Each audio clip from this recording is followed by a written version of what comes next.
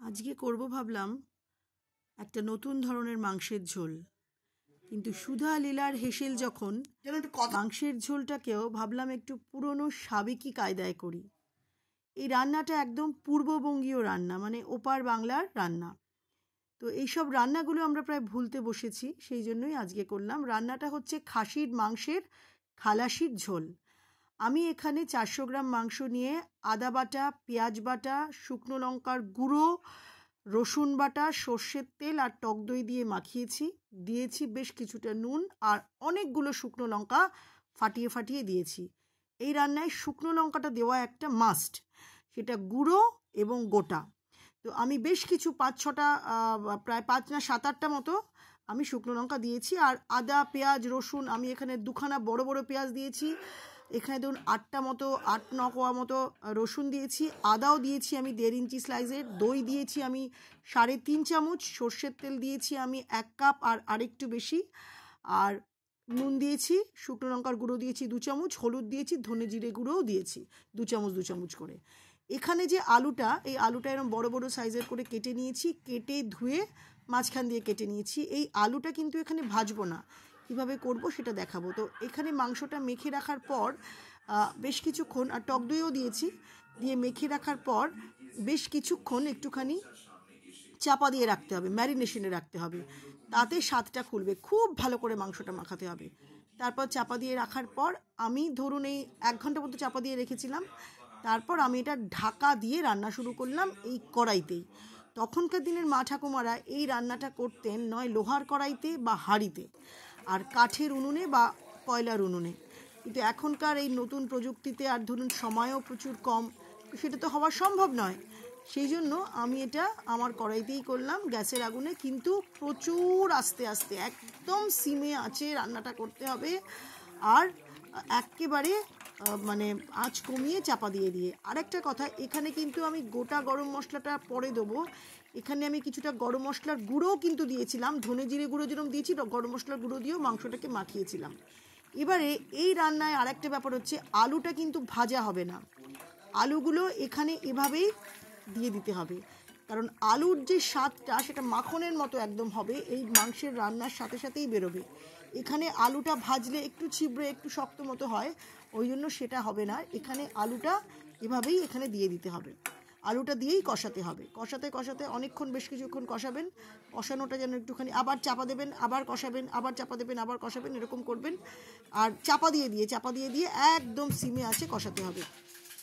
বেশ কিছুক্ষণ যখন কষানো হয়ে যাবে, মানে ধরুন 15-20 মানে একটুখানি জলের ছিটে দিয়ে কষাবেন। যখন দেখবেন জল এটা একদম অনেকটা শুকিয়ে গেছে, মানে একদম সিমে আঁচ করে দেবেন। তো সিমে আঁচে চাপা দিয়ে করবেন। দেখুন একদম আমার আঁচটা দেখুন, একদম লো আঁচ, মানে আঁচটা বাড়াবেনই না, একদম সিমে আঁচে করবেন। খালি মাঝে মধ্যে একটুখানি আঁচটা খুলবেন, দেখে নেবেন তলাটা যেন লেগে না যায়। তারপরে এবারে অনেকটা জল শুকিয়ে গেছে, এবার আমাকে জল দিতে হবে। আমি তখন একটা সসপ্যানে গরম জলের ব্যবহার করতে হবে অবশ্যই করে, যে কোনো রান্নায়। আমি একটু গরম জল করে নিলাম, এই 2 কাপ মতো, 1 গ্লাস আর হাফ গ্লাস। তা এখানে কিছুক্ষণ জলটা দিলাম কড়াইতে, কারণ মাংসটা একদম দেখলাম তেল পুরো ছেড়ে গেছে, কষানো হয়ে গেছে। তারপর জল দিলাম, জল দিয়ে খুব ভালো করে মাংসটা আমি নেড়ে চেড়ে নিলাম। নুন তো আমি আগেই দিয়েছিলাম, আপনাদেরকে বলেছি। তো এবারে দেওয়ার পর আমি খুব ভালো করে জলের সাথে মাংসটাকে মিশিয়ে নিলাম। আচ্ছা, একটা কথা, আপনাদের হয়তো মনে হতে পারে আমি ঠিক মতো নাড়াচ্ছি না। আমি খুব ভালো মতোই নাড়াচ্ছি, কারণ আমি তো এক হাতে ফোনটা ধরে এক হাতে আপনাদেরকে দেখাচ্ছি। আপনাদের কাছ থেকে ফোনটা যখন রাখছি তখন আমি আবার নাড়িয়ে নিচ্ছি। এবারে আমি একটা প্রেশার কুকারে কিছুটা তেল দিলাম, মানে ধরুন 2 চামচ মতো তেল দিলাম, সর্ষের তেল। পুরো রান্নাটাই কিন্তু সর্ষের তেল হবে, এখানে সাদা তেলের কোনো ব্যবহার হবে না। সর্ষের তেল দিলাম। সর্ষের তেল দিয়ে যাতে রান্নার কালারটা আরও ভালো হয়, এটা একদম পুরনো মা ঠাকুমাদের রান্নার মতোই। এবারে এখানে আমি এই সর্ষের তেলের মধ্যে রঙটা যাতে আরও গাঢ় লাল হয়, সেই জন্য, যদিও আমি এভারেস্টের শুকনো লঙ্কা গুঁড়ো বা এমনি শুকনো লঙ্কার গুঁড়োও দিয়েছি, তাও আরও লাল রঙের জন্য এখানে একটুখানি 2 চামচ সর্ষের তেলের মধ্যে আমি এখানে দিলাম প্রায় 1 চামচ চিনি, আর একটু বেশি দিয়েছিলাম, আর হাফ চামচ মতো চিনি দিয়েছিলাম। দিয়ে এই সর্ষের তেলটার সাথে ভালো করে প্রেশার কুকারটার সাথে নাড়িয়ে নিলাম। খুব ভালো করে নাড়িয়ে নিতে হবে, হ্যাঁ। নাড়িয়ে নিয়ে যাতে চিনিটা যাতে একদম পুরো গলে যায়, মানে ক্যারামেলের মতো, বুঝতে পারলেন তো, একদম যেন গলে যায়। তারপর একটুখানি আঁচটাকে আবার একটু বাড়ালাম, আঁচটাকে একটু বাড়িয়ে তারপরে ভালো করে খুন্তি দিয়ে আমি চিনিটাকে ভালো করে এই তেলের সাথে মিশিয়ে নিলাম, মানে যাতে একদম গলে যায় চিনিটা। তারপর মানে সুন্দর একটু কালার হবে, সেই জন্যই এটা করা, যাতে কালারটা আরও ভালো হয়, যাতে কালারটা আরও লাল লাল হয়, সেই জন্যই চিনিটা দেওয়া। আর চিনিটা দিলে কি হয়, নুনটার সাথে ব্যালেন্স হবে, কিন্তু এখানে চিনিটা অনেকটা দেবেন না, কারণ রান্নাটা খেতে খুব ঝাল ঝাল হবে। এবারে যে আমার কড়াইতে যে মাংসটা ছিল সেটা আমি এটার মধ্যে দিয়ে দিলাম, পুরো মাংসটা।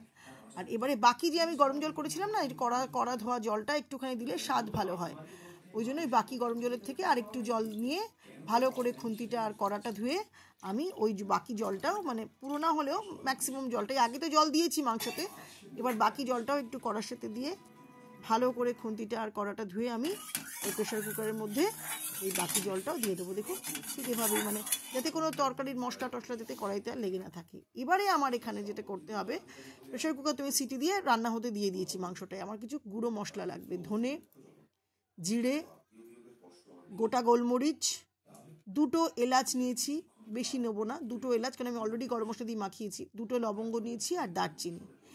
এই যে মশলাগুলো, এই মশলাগুলো কিন্তু আমার ড্রাই রোস্ট করতে হবে। এই মশলাগুলোকে এই রান্নার একটা বিশেষ উপকরণ, যেরকম গোটা আলু দিতে হবে না ভেজে, শুকনো লঙ্কা দিতে হবে, ঠিক সেরকম এই মশলাটাও হচ্ছে এই রান্নার আরেকটা উপকরণ। বেশি বেশি দেবো না, অল্প অল্প দেবো, এটা গুঁড়ো করলে অনেকটা হয়ে যাবে। এবার আমি ওই কড়াইটার মধ্যেই এই মশলাটা একটুখানি ভালো করে, একটু লাল লাল করে, একটু পোড়া পোড়া হয়, হ্যাঁ, একটু স্মোকি ফ্লেভার হতে হবে, একটুখানি পোড়া পোড়া দিতে হয়। মাংসটা কিন্তু ওখানে আমার প্রেশার কুকারে হচ্ছে, আমি হতে দিয়ে দিচ্ছি, সিটি হলে 5-6টা সিটি দিলে নামাবো, একদম প্রেশার কুকার বন্ধ করে দিয়ে দিয়েছি। আর এই ফাঁকে আমি কড়াইতে ভালো করে একটুখানি মশলাটাকে আমি পিষে নিলাম, নেড়ে চেড়ে নিলাম। দেখুন, দেখেছেন কিরকম লাল লাল মতো হয়েছে, একটুখানি ঠিক এরকম লাল লাল হতে হবে, একটু পোড়া পোড়া ভাজা হতে হবে।